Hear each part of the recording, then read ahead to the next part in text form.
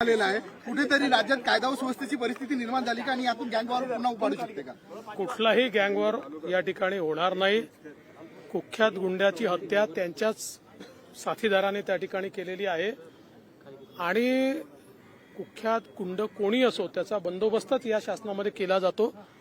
त्याच्यामुळे अशा प्रकारचा कुठलाही गँगवॉर करण्याची कोणी हिंमत करणार नाही. भाऊ, आज तुमच्याच पक्षाच्या एका आमदारांवर आरोप होत आहे की त्यांनी एका कर्मचाऱ्याला राष्ट्रवादीच्या पदाधिकाऱ्याला मारहाण केलेली आहे. त्याविषयी आपण काही माहिती घेतली आहे का? नाही, मी माहिती घ्यायची. मी रायगडला कार्यक्रमामध्ये होतो. मला काहीतरी उडत माहिती मिळाली, पण माझं अजून काही त्यांच्याशी बोलणं झालं नाहीये. जरांगेंना जे आहे ते मुंबईत परवानगी मिळाली नाही, अजून का मिळाली नाही असा प्रश्न विचारत आहे.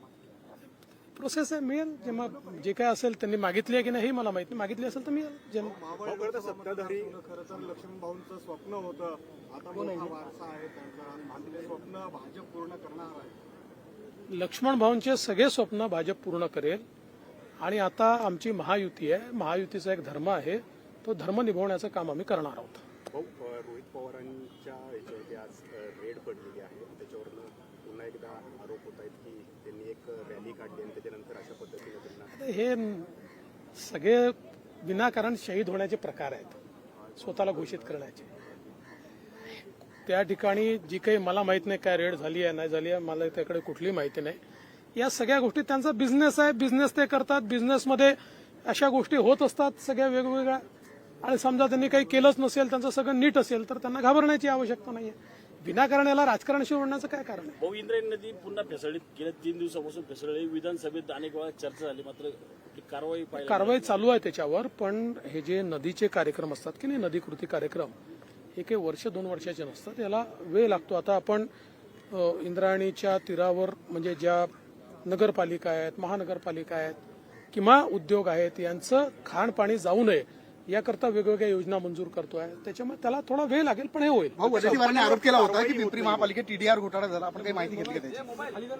वडेट्टीवारांनी का आरोप केला अद्याप माझ्यापर्यंत पोहोचला नाहीये.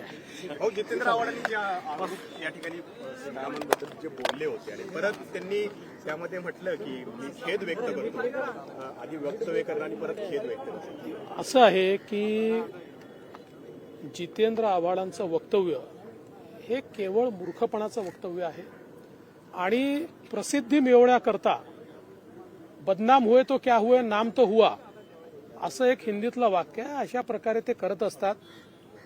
हा एक त्यांचा स्वभाव आहे. खरं म्हणजे प्रभू श्रीराम हे सगळ्यांचेच आहे, बहुजनांचे आहे, अभिजनांचे आहे, दलितांचे आहे, आदिवासींचे आहे. असं कोण आहे बरं या देशामध्ये की ज्यांचे ते नाही आहेत?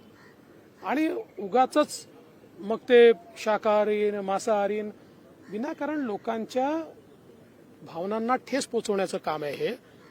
माझा सवाल आहे की आज आमचे वारकरी, आमचे धारकरी, आमचे माळकरी, आमचे टाळकरी हे सगळे बहुजन समाजातले, हे सगळे प्रभू श्रीरामांना मानतात आणि यातले सगळे लोक हे शाकाहारी आहेत. मग यांचा अपमान नाही आहे का?